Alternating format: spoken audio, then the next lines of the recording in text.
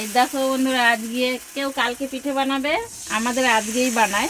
তো আমি পাটিসাপটা কি করে বানাচ্ছি দেখো। অনেকে তাওয়াতে বানায়, তো আমার কড়াইতেই সুবিধা হয়। এই দেখো কেমন হচ্ছে বানানোটা কমেন্ট করে জানিবে। আর এই দেখো এখানে এক থালা হয়েছে, এটা রেডি হয়ে গেছে।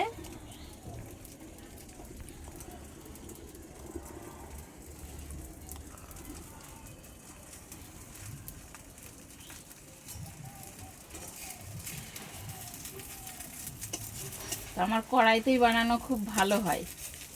অনেকে রুটি ভাজার তাওয়াতেও বানায়।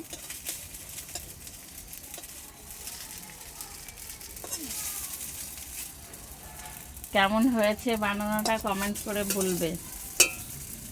আর এটা তোমাদের জন্যই পাঠিয়ে দিলাম।